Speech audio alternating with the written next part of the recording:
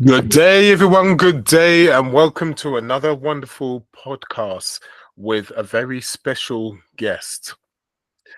His name is Anthony Wagner, and I've been looking forward to meeting this gentleman because the other day I actually spoke to his sister, who was amazing to speak to. And if he's half as good as her with the information he's going to pass over and his pure energy, we're going to have a seriously good time here. Anthony, welcome, my man. Welcome. Yeah, I just want to manage expectations. My sister is the bright one in the family. She seems to, I watched her podcast with you, and she seems to have everything a whole lot more together than I. But I look forward to our spirited dialogue. Oh, don't worry about it, Anthony. You'll do well, trust me. Uh, what we're going to do, we'll just go with the flow, Anthony. Like as always, listeners, I hardly know anything about the person. I just have a normal conversation, and we just go with the flow, no pressure whatsoever. So Anthony's going to tell us what he does, and then from there, we'll just carry on from there. Anthony, tell us what you're doing right now. Yep. What- My major job is being a spokesperson for a Fortune 200 company here in the US, here in California, in San Diego. I'm the crisis communications media manager. So I have strong relationships with local and national media. And then I'm sort of the chief economist that explains financial principles, how your electricity is designed for what you see on your bill, how much your bill is, and then everything to do with electricity and gas here in Southern California. So a lot of financial principles that I didn't get until I was in the power industry. So really excited about that. I am a professor at one of the largest universities here in San Diego, private university. So really proud that I was able to diversify in two different departments.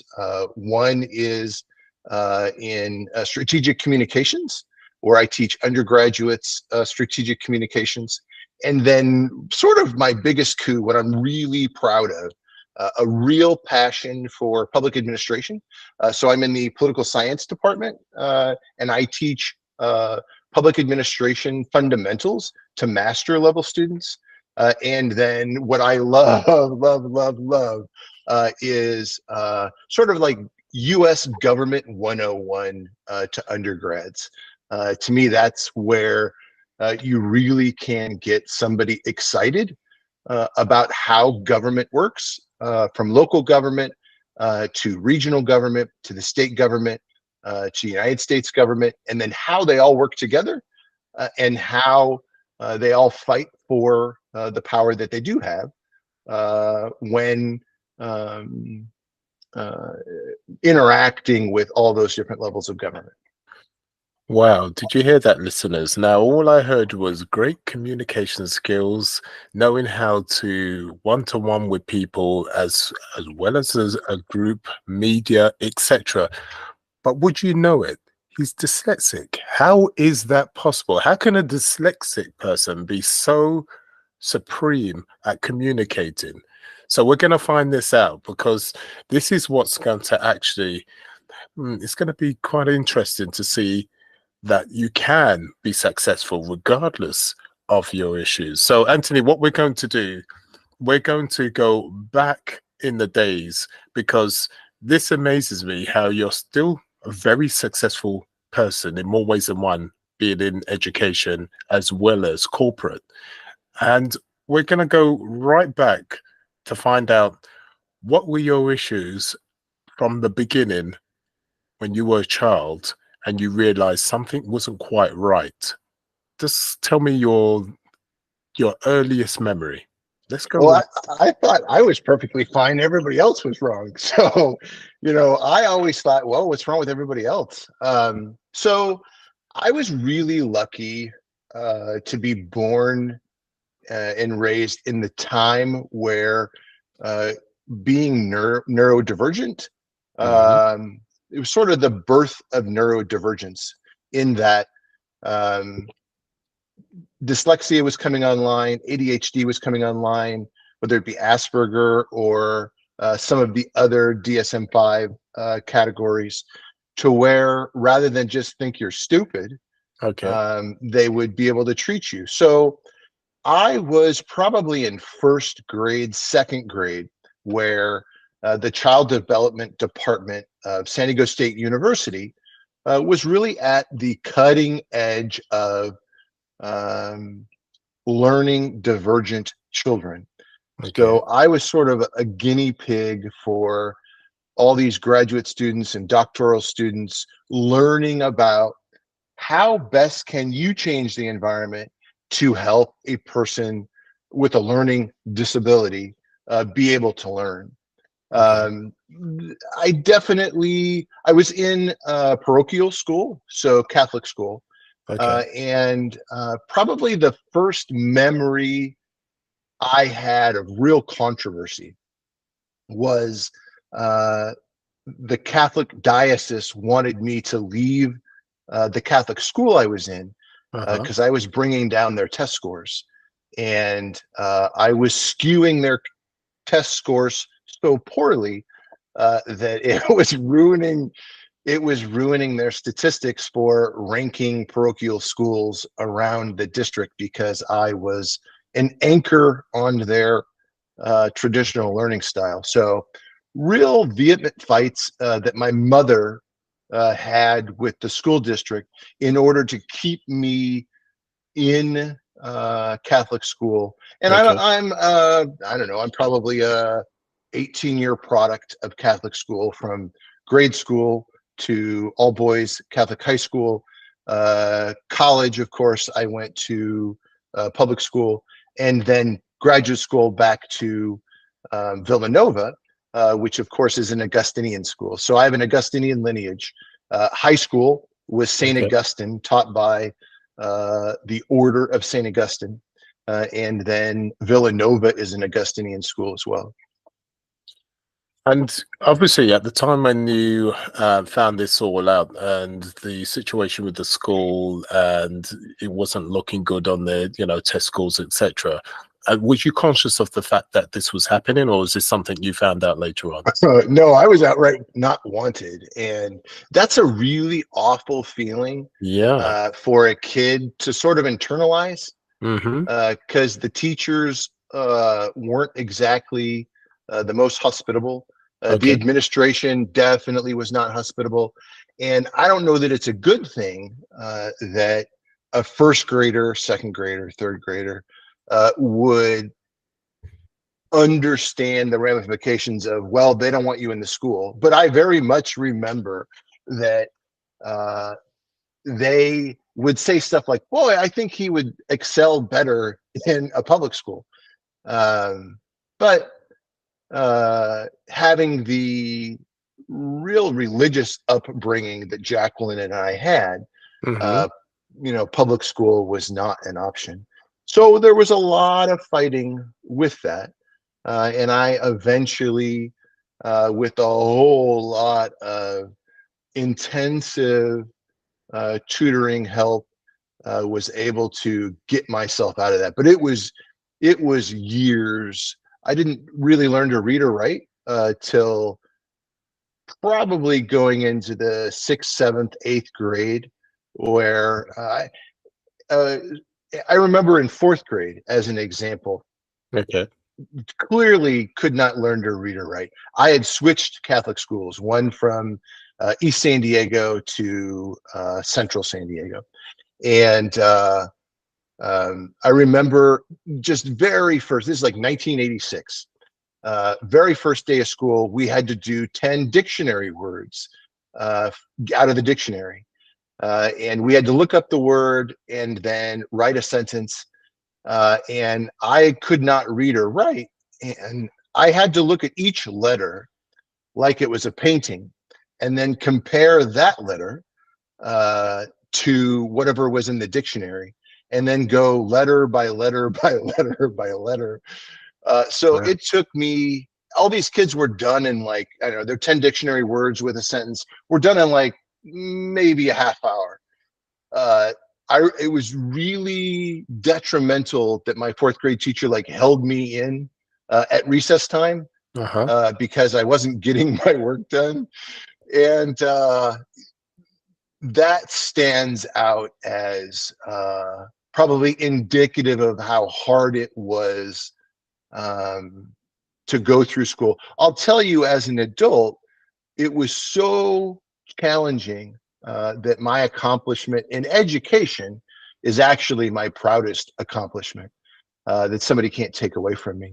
It's hilarious to me that the kid that couldn't read or write till 7th, 8th grade Mm-hmm. is now a communications person for a Fortune 200 company and a professor of communications. I think that is hilarious that I could navigate through and the discipline to be able to finally get to that particular point.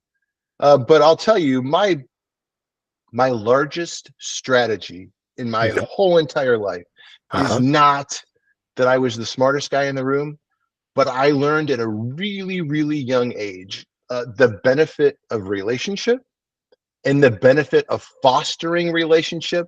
Yeah. Because if I can get you to like me, Yeah. there's a good chance that you will see my success through a different lens than Yeah. if you don't care for me.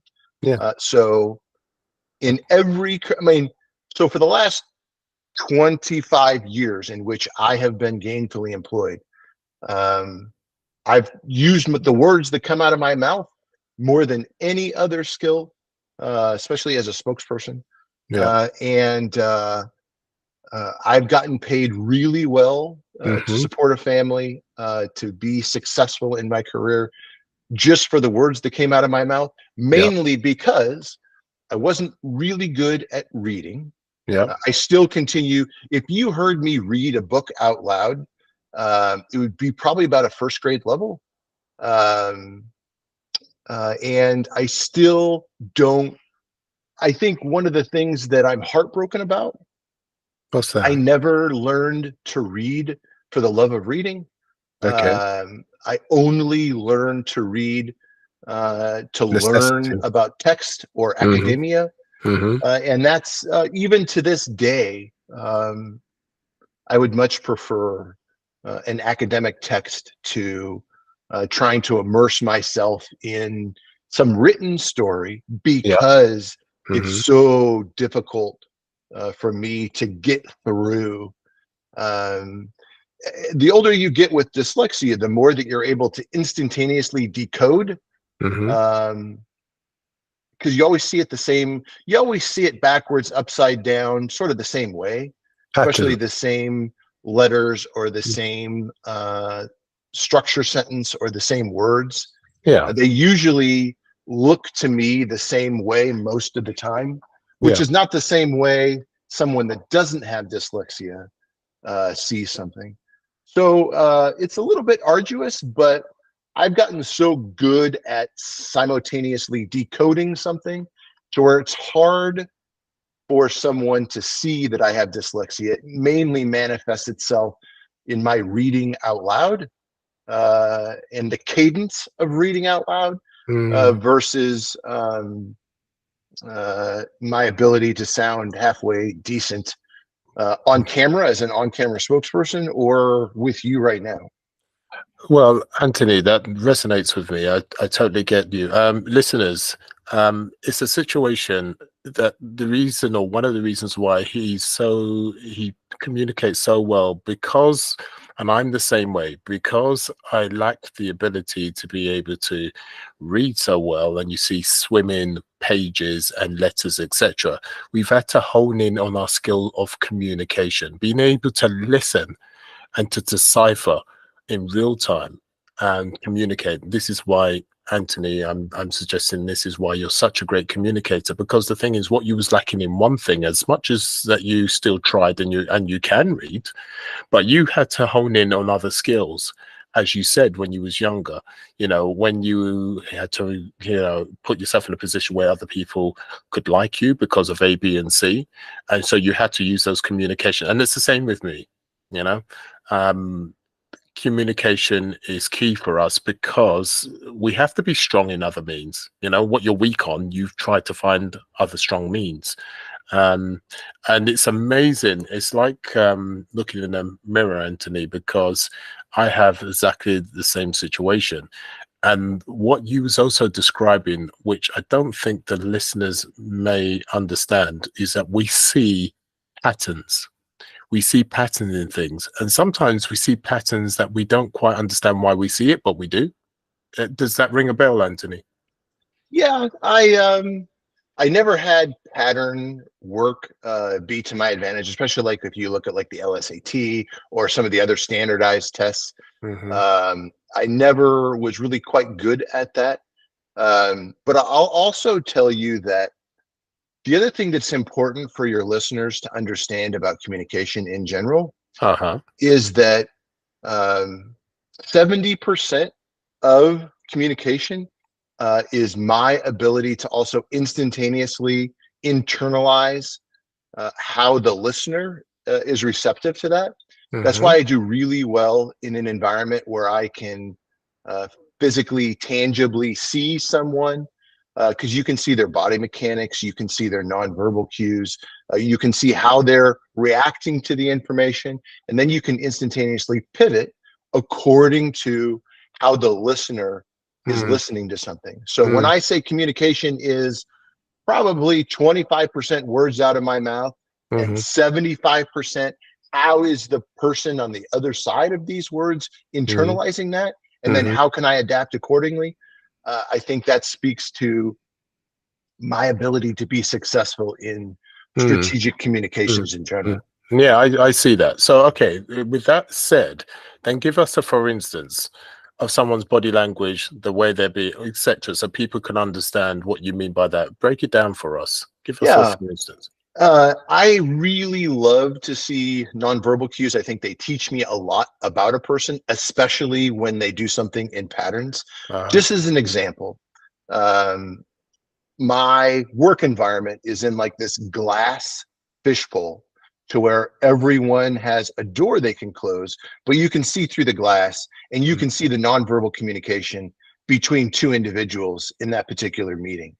And it was interesting that the more and more animated one Mm-hmm. person got in this particular meeting, the faster the person in the other side of the meeting was like getting to the door, like trying to hold the door or trying to Really? open the door. And it was an interesting study All in right.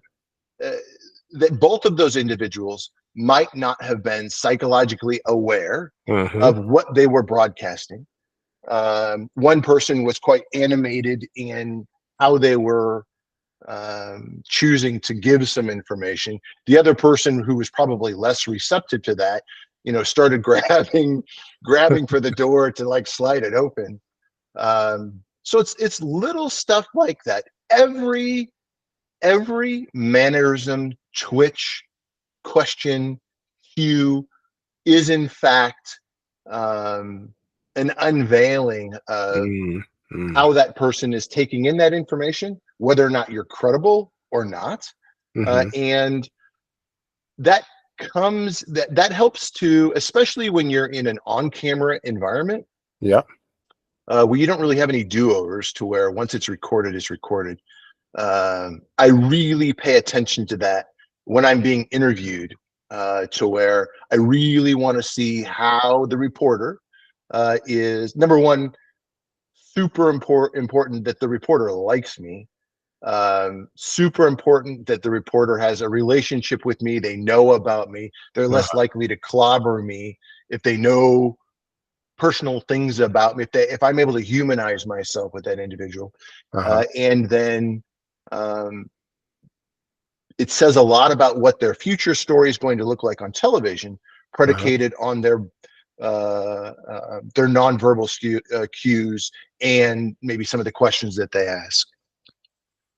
There's a lot of information there, and it's really interesting. And now, obviously, that's come down to with all the experience you've had by watching from a child everybody's cues, what you call cues, which is really important. And this is, I don't know, I don't like saying this, but this is your superpower as a dyslexic, because how people would, really concentrate on the famous word and a framework they're given. You literally look at things in real time, the environment, the way people interact with each other, and there's no two situations the same, and you're able to analyze it. And that's actually an amazing gift, which people actually try to learn, and some people don't master. Most people don't even master that, and they try to go to uni to learn all of that, etc. But you've learned that through obviously your hardship, because it wasn't easy being dyslexic. You had to be rejected, and you had to learn how to get over that rejection, and how to go forward. Now, what support did you get going through the years? Because obviously you were rejected. What was your support system? Because you had to have something to be able to keep on forging forward. So, what support system did you have there? I would say at the foundation, and you brought this up with Jacqueline. Jacqueline and I had a mother that was not giving up, that wanted to really push Jacqueline and I Mm, to be successful. Um, she also was one hell of an advocate, that we got all of the resources that we needed. mm, So I started off with the Slingerland method. The Slingerland method for dyslexics is teaching dyslexics how to write in a way that starts from the ABCs, and how to do that correctly, to how to put patterns together to make words, to mhm. make sentences. So the Slingerland method was the original. And then after that, probably sixth, seventh, eighth grade, was the Orton Dyslexia Society, which is a Uh-huh. national society, and they have their own ability to, they have their own system of how to teach neurodivergent children with dyslexia. Okay. All the way into college, I really benefited. I 7,800 students at San Diego State in my particular major. I have a degree in psychology, and Okay. then I have a degree in women's studies. And I graduated at a class of 7,800 students. I believe I graduated 17th, and Phi Beta Kappa, along with Bill Clinton and Ben Franklin. Um, and then I had a whole lot of help. It was hilarious because in the United States, they Okay. make you go, if you have a learning disability, you have to Mhm. go get tested for that learning disability every 3 years. Okay. Uh, if you want academic help, And in support. the form of, yeah, academic Mm, support, in the mm, form of like somebody to read to you, time and a half on tests, a quieter room. I took So I was in college. I go to the um, uh, disabled student services just to register. I had all of my testing that I had previously done so that I could apply for. They also give you like preferential, getting your classes even before like the sports students, so priority registration. mhm. um, I remember that, just to digress for a second, I remember I was in the bookstore Okay. with disabled student services. They give you a chit to go to the bookstore on campus to go buy your books for the semester. And if you get a different line when you're with disabled student services, because they don't want the dyslexic kid, going Yeah. around the bookstore pulling all the wrong books or whatever. I don't know. So it was Maybe hilarious. you'll put them in the wrong place. Exactly.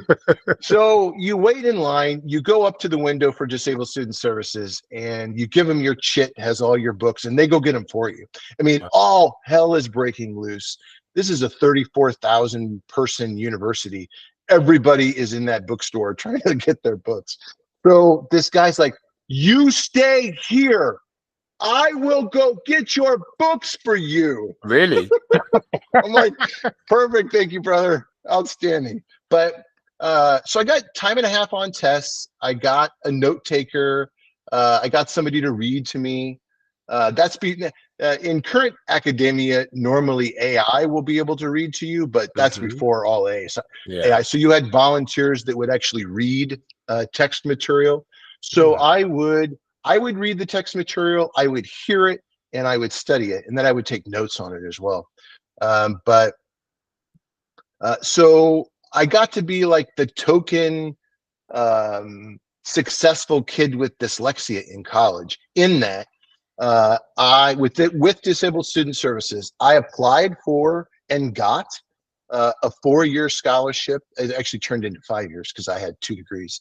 A 4-year scholarship specifically for dyslexia with the California Department of Rehabilitation, and then they would take me around to like all their conventions. It's like, oh, here's Anthony Wagner. He's really excelling in our program. So I was like the guy that showed that the program worked. But yeah, I got a full ride. They gave a room, board, books, basically everything. I was lucky to be a truck driver's son that was a first generation college student that didn't get debt out of college. You know, if you're in the United States, if you have debt in college, there's a good chance it's $100,000 by the time you're done. And that's going to follow you for the next 30 years, usually longer than whatever mortgage you have. So that was helpful as well. But I guess the point that I would want to say to you and your listeners is I always took advantage of the opportunities that were available in order to be able to advance myself academically. And I wasn't too proud to know that I could use the help and that it would show my true academic success if in fact I had these benefits. I used that all the way into Villanova. So even Villanova, when I sat for my boards, which I've been through some pretty horrible stuff in my life, the most miserable existence of my life is sitting for academic boards at Villanova. And then I got double time on the exam for that. But even then, it was just a miserable, 3,000 or 4,000 word essay about public administration and public service motivation and all these other theorists. But the forest for the trees, I went back to school as an adult. So from 40 to 46, I did my master's during COVID. Yeah, I would say my academic, I have wonderful children. I have a beautiful wife. And they have been quite supportive, but when someone talks about their proudest accomplishment, I got this ring for graduating with my master's in public administration. And it's something that once you have it, it's something that somebody can't take away from you. That's right. And especially as difficult a road it was. Yeah. I wanted to prove to myself that I was capable. I think back a lot about that 4th grade kid that's like staring at those dictionary words, not knowing what I would become. And I have a strong allegiance to that kid to be successful. Yes. As sort of my middle finger to all the people that thought that I was just a dumb kid. And good for you, without a doubt. And with that said, I want to ask you, you said that you wasn't too proud at the time because you needed help, and it wasn't easy for you, being the dyslexia kid. When did it get to the stage where you thought to yourself, and you did get to the stage, I know you did, where you said, you know what, actually, I've done quite well. I am proud of being dyslexic. When did that stage happen? I would say I always knew I had dyslexia, and I always knew that I could hide it Mm-hmm. through the jobs I took and my career path. Mm-hmm. So I I had a real lack of self-esteem Mm-hmm. as a younger kid, but I would tell you I'm a completely different person from about 25 on. Mm-hmm. Um, that dyslexia did not need to be my cross, and that I could use the skills that I was able to hone with dyslexia to my advantage. And for all intents and purposes, um, I have really been quite successful in taking care of a family, quite successful in being able to pay for, Catholic school tuition for my own kids, and sort of be an example to my kids who have their own learning challenges as well. I get that, but what was the particular crossroad that hit you one day and you thought, you know what? Screw the rest of them. I'm doing well. I am proud of, what I've done, etc. Something happened for you not to be proud, and because you're a proud man now, I'm speaking to you now, and you respect yourself for going through the hardship, and you respect and your family respects you for doing amazing things. So you're proud now, but when did that crossroad happen? What happened for you to realize that, hey, do you know what? I think half my career has been in public service or in politics. Okay, That was the beginning half of my career in politics. And when I was able to compete right. and exceed expectations politically, in getting really prestigious jobs, whether Okay. that be a lobbyist or running a national campaign, um, somewhere probably about then where I knew that I had my big boy pants on, and I Yeah. knew I was self-reliant. I Yep. guess that's probably about 25 or so where you can become Yeah. self-sufficient and self-reliant. But I wouldn't peg it at a particular time specifically with this with the dyslexia.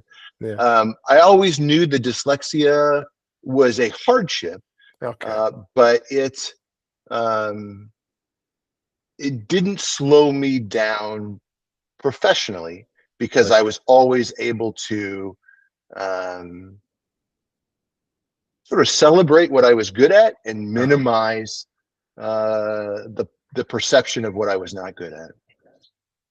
But it wasn't so easy. I mean, the way, I mean, we're talking about this now, and you're forging forward like a train all the way through. You've had the support from your mother, you've had the support from your sister, your family, etc. You've had your ups and downs. And what is that underlining push that always keeps you positive and going forward? Because just like anything in life, we always strive to be better, right?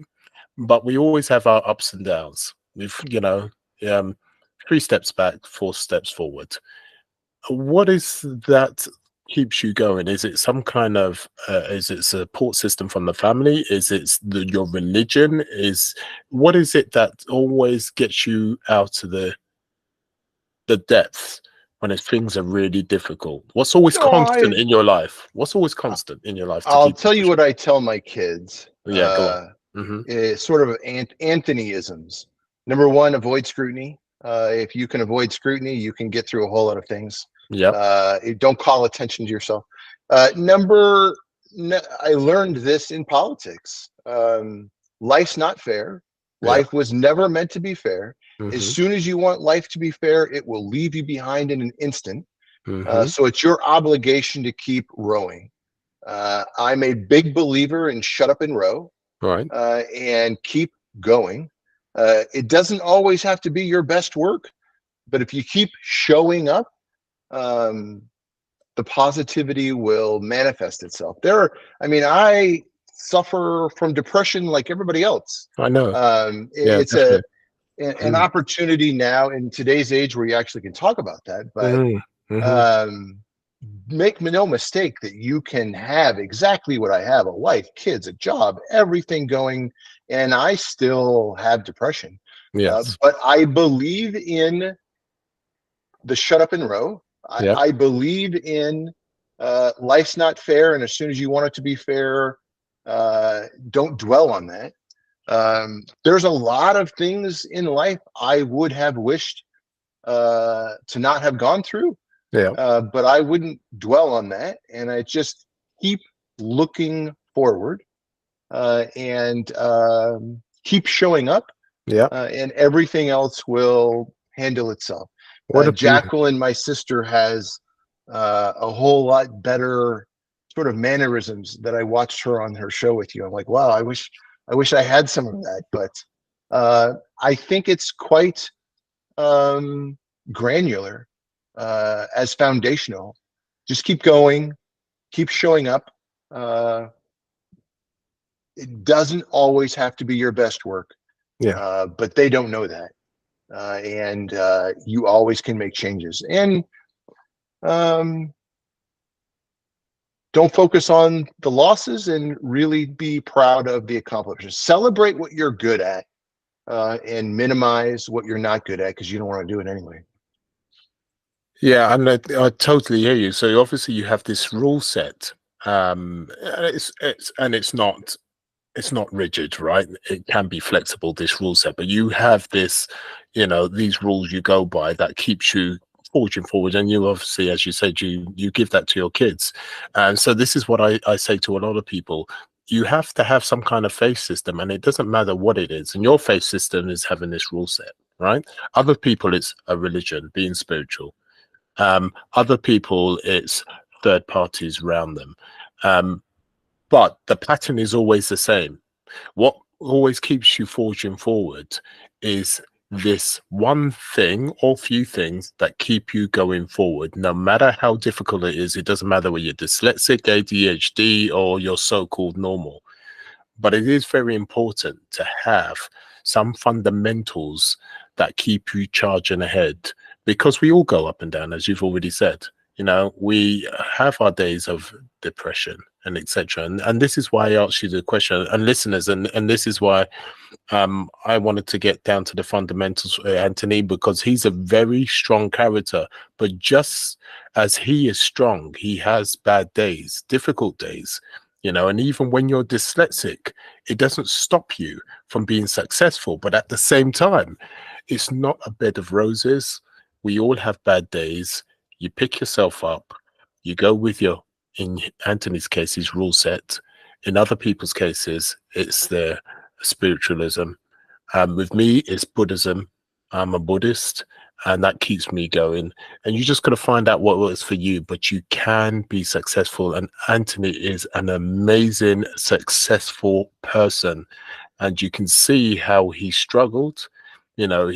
People, well, the institution he was in didn't give him any faith whatsoever at a particular time. But because of his beautiful support system of his sister, his mother, Anthony was given that support. But Anthony had to do the work. Anthony, it wasn't easy for you, was it? You still had to do that work. Yeah, and I think that's what makes me so proud, or my proudest accomplishments being my academic accomplishments, because it was so putrid to get there.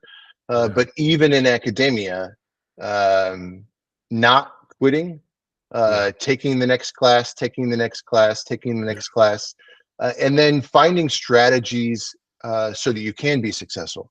For example, a lot of my success is, some would call it luck, others would call it designing luck, to where when I knew I wasn't good at something, like for example, statistical analysis and public administration, which is a putrid horror class, I went and sought out several different tutors, even as an adult.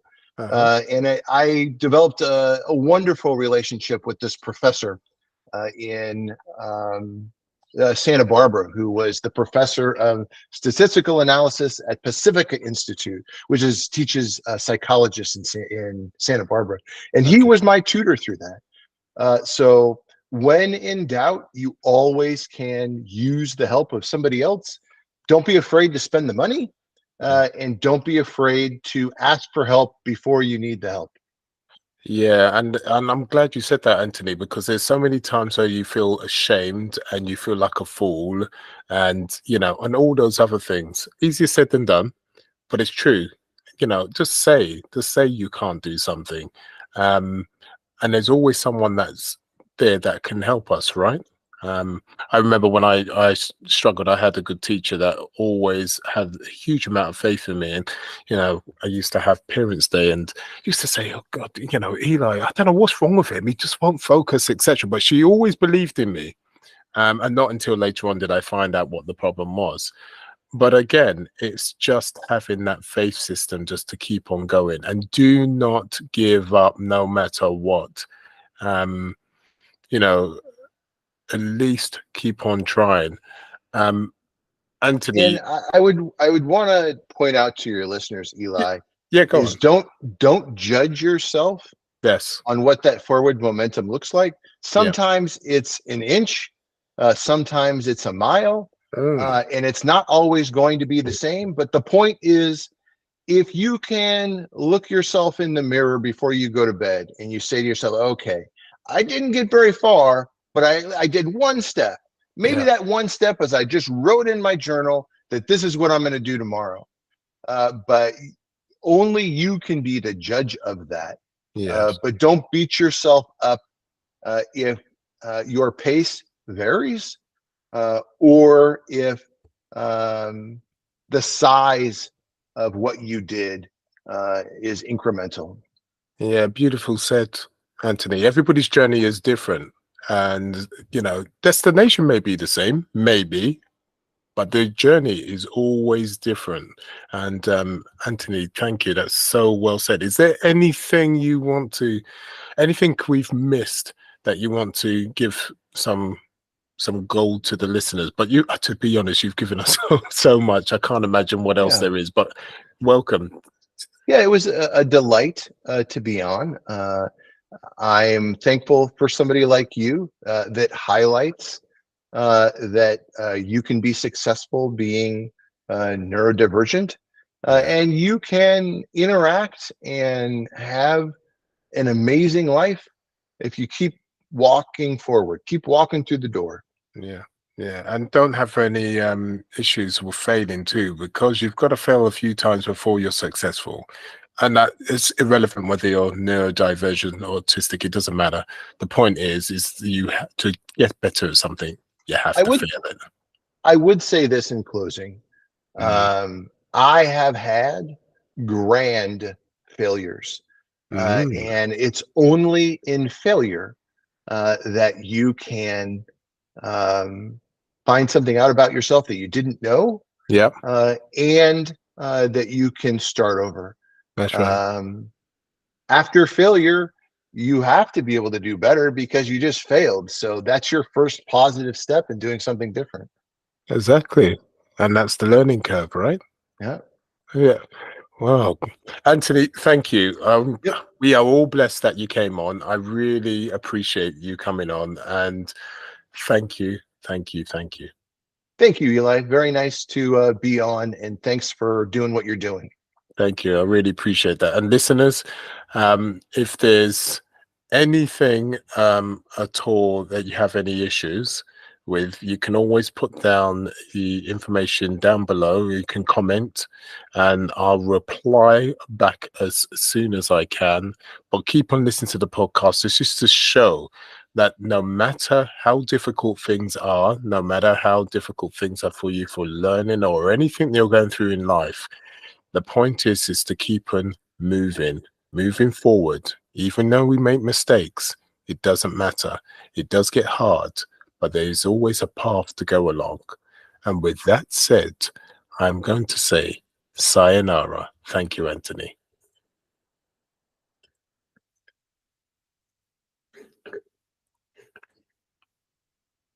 Good job, Eli.